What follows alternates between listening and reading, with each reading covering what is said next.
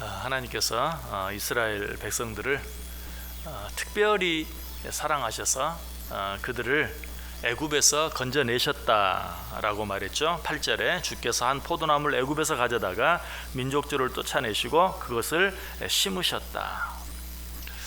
이것이 하나님의 은혜요 사랑인 줄 알고 하나님을 경외하며 살았을 때는 어땠다고 했습니까? 그 포도나무가 잘 자랐다. 9절 이하에 있는 것처럼 주께서 그 앞서 가꾸셨으므로 그 뿌리가 깊이 박혀서 땅에 가득하며 그 그늘이 산들을 가리고 그 가지는 하나님의 백향목 같으며 그 가지가 바닥까지 뻗고 넝쿨이 강까지 미쳤거늘. 그러나 그들이 그 하나님의 은혜를 잊어버리고 하나님으로부터 멀어졌을 때, 하나님을 잊어버렸을 때 하나님께서 어떻게 하셨습니까? 그 포도나무를 보호하기 위해 쳐놓으셨던 담장을 헐어내버리셨다. 그래서 지나가는 사람 누구라도 들어가서 마음대로 포도를 따게 했고, 심지어는 멧돼지까지 들어가서 그 포도나무 자체를 망치고 그 가지를 다 꺾어버리게 만들었다라고 했어요. 그러자 이스라엘 백성들이 어떻게 합니까? 그제서야 잊어버렸던 하나님의 은혜와 사랑을 기억해내고 하나님의 이름을 부르기 시작했죠. 14절에 만군의 하나님이여, 모든 임금 중에 임금님이시여, 모든 주인 중에 주인이신 하나님이시여 라고 하나님의 이름을 불렀어요. 그냥 하나님의 이름만 불렀습니까? 아니죠. 그 하나님께 구하기 시작합니다. 만군의 하나님이여 구하옵나니 어떻게 해달라고? 돌아오소서, 돌아오소서. 하늘에서 굽어보시고 이 포도나무를 돌보소서. 우리를 향한 당신의 마음을 돌이켜 주소서. 그리하지 아니하면 우리가 회복될 가능성이 없나이다. 이전에 우리를 사랑했던 그 사랑의 마음으로 그 마음을, 당신의 마음을 돌이켜 주소서라고 기도하고 있는 모습 생각해 보았어요. 하나님께서 돌이켜 주시지 아니하시면, 하나님께서 용서해 주시지 아니하시면, 하나님께서 우리에게 또 한 번 기회를 주시지 아니하시면 우리는 그 어떤 가능성도 없다. 자, 그런데 이스라엘 백성들의 기도가 여기서 끝나지 않죠. 15절로 이어집니다. 15절 보세요. 주의 오른손으로 심으신 줄기요 주를 위하여 힘있게 하신 가지니이다.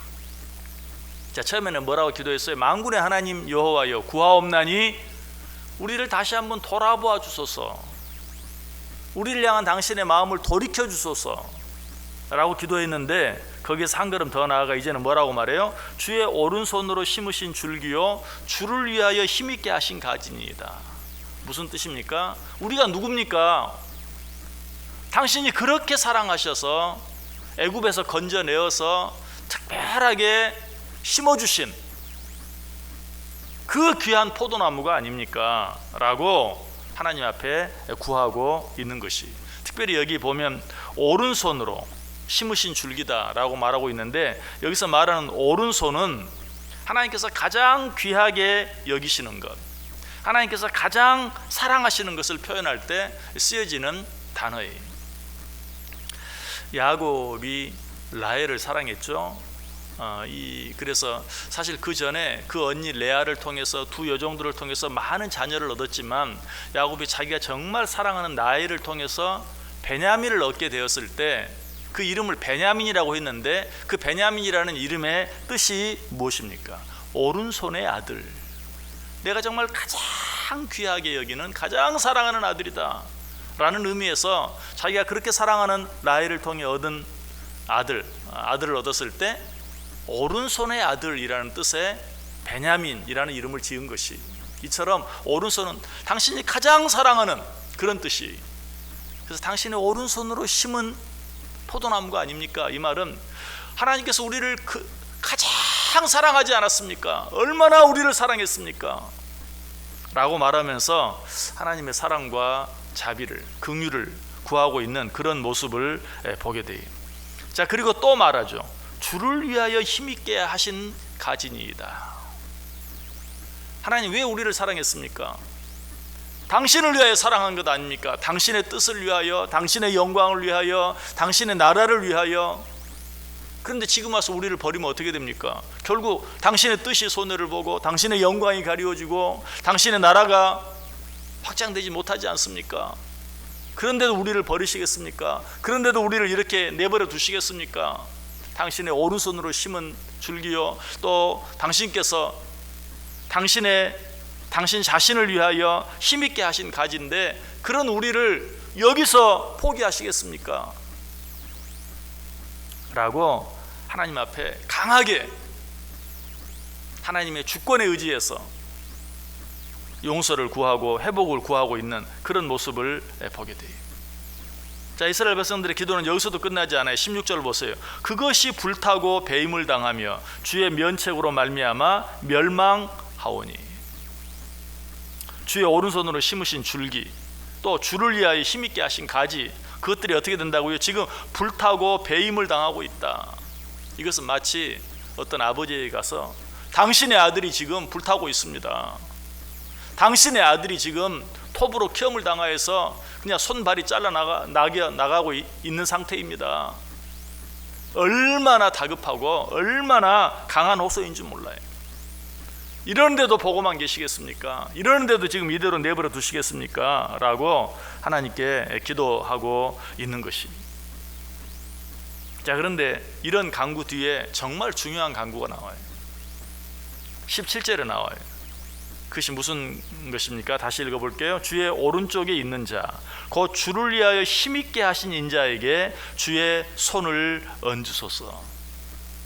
여기서 주의 오른쪽에 있는 자, 우리는 이 오른쪽이라는 말보다 우편이라는 말이 더 익숙하죠. 주의 우편에 있는 자, 자, 이 자가 누구인지 감이 금방 오시죠. 주의 우편에 있는 자, 곧 주를 위하여 힘있게 하신 인자에게 주의 손을 얹으소서. 누굴 말해요? 이 땅에 지금은 아직 오시지도 않은 예수 그리스도시죠. 이 땅에 오실, 초림하실 예수 그리스도를 말해요. 주의 오른쪽에 있는 자, 곧 주를 위하여 힘있게 하신 인자에게 주의 손을 얹으소서.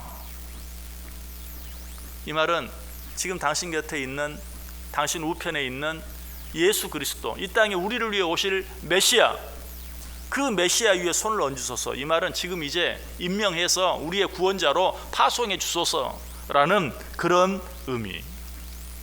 이 기도의 뜻이 뭡니까? 우리가 죽을 죄를 지었습니다. 우리는 죽어 마땅한 죄입니다. 이 죄의 대가에서 벗어날 수가 없습니다. 이제 우리에게는 한 가지 소망밖에 없습니다. 당신 우편에 있는 자, 당신 오른편에 있는 자, 우리를 위해 이 땅에 오실 메시아, 그분을 우리에게 보내주옵소서. 우리의 모든 죄를 대신 지시고 죽어주실 예수 그리스도를 우리에게 보내주소서. 이제 우리가 이 죄 가운데서 벗어날 길은 오직 그 예수 그리스도 한 분뿐입니다 라고 기도하고 있는 것이. 그래서 시편 기자는 계속해서 이렇게 고백하죠. 18절에 그리하시면 우리가 주에게서 물러가지 아니하오리니 우리를 소생하게 하소서. 우리가 주의 이름을 부르리이다. 예수 그리스도를 우리에게 보내주시면 그렇게 함으로써만 우리가 당신 앞에서 물러가지 아니할 수 있나이다. 살아남을 수 있나이다. 소생할 수 있나이다. 우리가 살 수 있는 길은 오직 예수 그리스도의 은혜뿐입니다. 우리가 이 죄 가운데서 벗어날 수 있는 유일한 길은 우리를 위해 이 땅에 오실 예수 그리스도의 십자가의 보혈뿐입니다 라고 고백하고 있어요. 그래서 시인은 이 기도를 이렇게 마치고 있죠. 19절 만군의 하나님 여호와여 우리를 돌이켜 주시고 주의 얼굴의 광채를 우리에게 비추소서. 우리가 구원을 얻으리이다. 예수 그리스도를 당신 오른편에 있는, 당신 우편에 있는 그 인자를 우리에게 보내주시면 비로소 우리가 구원을 얻으리이다. 여러분, 이 기도가 우리의 기도가 되어야 합니다. 이 고백이 우리의 고백이 되어야 합니다. 예수 그리스도의 은혜 말고도 무슨 소망이 있는 것처럼, 무슨 가능성이 있는 것처럼 살아서는 안 돼요. 여러분, 왜 이 자리에 나오셨습니까? 어제 아침에도 말씀드린 것처럼 이렇게 하는 것 외에는 소망이 없기 때문에, 뭐 이렇게 하지 않아도 오늘 하루 뭐 지금까지 살아온 경험 기반으로 해서 적당히 오늘 하루도 살 수 있습니다. 그게 아니. 나는 이렇게 하지 아니하면, 시작부터 하나님의 은혜, 하나님의 사랑, 하나님의 긍휼, 하나님의 자비, 우리 주 예수 그리스도의 십자가의 은혜, 그것이 아니면 단 하루도 살아갈 수 없습니다. 오늘도 나와 함께 해주옵소서. 그것만이 나의 살 길입니다. 그것만이 나의 유일한 소망입니다 라는 의미에서 지금 이 자리에, 하루의 첫 시간에 이 자리에 나와 있는 것이, 우리는 그 의미를 알고 인정하고 이 자리에 앉아 있어야 돼요. 나올 수도 있고 안 올 수도 있는데 내가 오늘 나왔지 뭐, 이게 아니. 이것 말고는 소망이 없습니다. 우리 주 예수 그리스도 외에는 소망이 없습니다. 내가 지금까지 별 문제 없이 여기까지 그럭저럭 잘 온 것 같지만, 그러나 그 모든 것이 하나님의 은혜였습니다 라고 고백할 수 있어야 된다는 것이, 오늘 이 자리가 그런 자리가 되어질 수 있기를 바랍니다. 주의 은혜를 구하고 주의 십자가 아래 다시 한번 무릎을 꿇는, 그래서 이 하루 우리의 구원자이신, 우리의 구주이신 예수 그리스도와 더불어 살아감으로 말미암아서 승리하는, 오늘 하루를 승리하는 복된 삶이 꼭 될 수 있기를 주님의 이름으로 간절히 축원합니다. 기도하겠습니다. 하나님, 우리에게는 아무런 소망이 없습니다.